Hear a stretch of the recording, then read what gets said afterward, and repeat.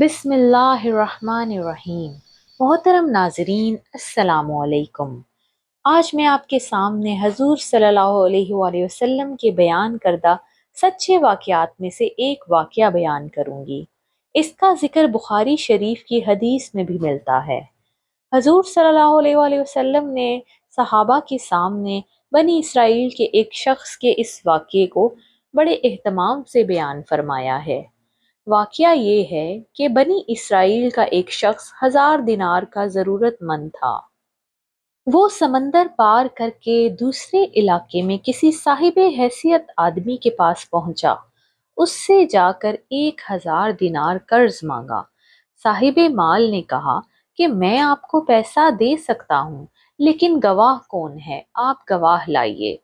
اس شخص نے کہا، میرے اور آپ کے درمیان میں اللہ ہی گواہ کافی ہے۔ تو صاحب مال نے کہا کہ بھائی پھر کفیل اور ذمہ دار لاؤ، تاکہ اگر آپ نے ادا نہیں کیا تو میں آپ کے کفیل سے وصول کر لوں گا۔ اس شخص نے پھر کہا کہ میرے اور آپ کے درمیان اللہ ہی کفیل ہے۔ صاحب مال نے کہا، یہ بات تو تو سچ کہہ رہا ہے۔ لہٰذا ایک مدت متعین کر کے 1000 دینار اس کے حوالے کر دیے۔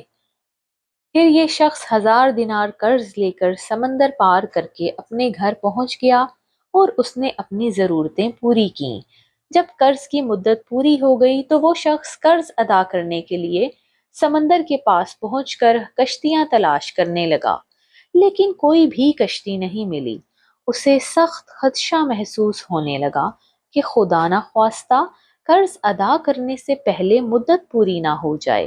سمندر کے کنارے پر مارا مارا پھرنے لگا، کسی طرح کوئی سواری نہیں ملی۔ آخر کار مجبور ہو کر ایک لکڑی میں سوراخ کیا اور اس سوراخ کے اندر 1000 دینار اور ایک پرچی رکھی۔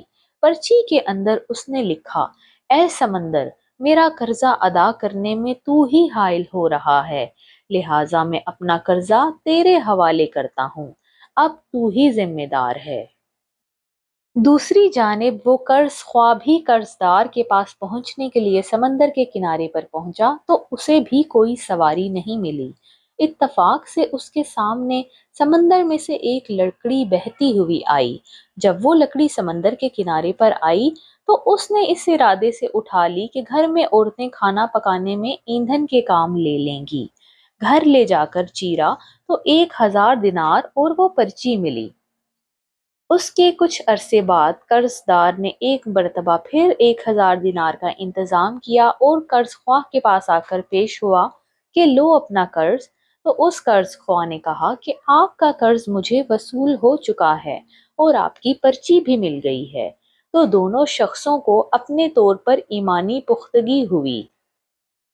اس واقعے سے یہ ثابت ہوتا ہے کہ جو اللہ کے لیے ہوتا ہے، اللہ تعالیٰ سمندر اور درختوں کو بھی اس کے تابع کر دیتا ہے۔ جو اللہ کے لیے ہوتا ہے، اللہ اس کے لیے ہوتا ہے، اور اللہ بھی ایسے لوگوں سے حقیقی معنی میں محبت رکھتا ہے۔ تو اس واقعے سے یہ بھی ثابت ہوتا ہے کہ اللہ تعالیٰ کی طرف سے اس کو غیبی مدد اس لیے ہوئی کہ وہ اللہ سے محبت رکھتا تھا، اس لیے کہ امانت کی ادائیگی اللہ سے محبت کی علامت ہے۔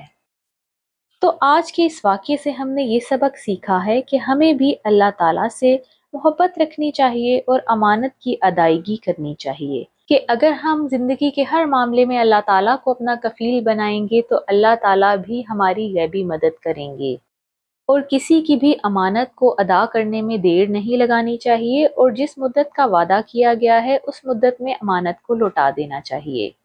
اگر آپ کو ویڈیو پسند آئی ہے تو ویڈیو کو لائک کر دیجئے اور شیئر کر دیجئے، اور میرے چینل کو سبسکرائب ضرور کر دیجئے گا، اور بیل کے آئیکن کو ضرور پریس کیجئے گا تاکہ آپ کو نئی آنے والی ویڈیوز کے نوٹیفیکیشنز ملتے رہیں۔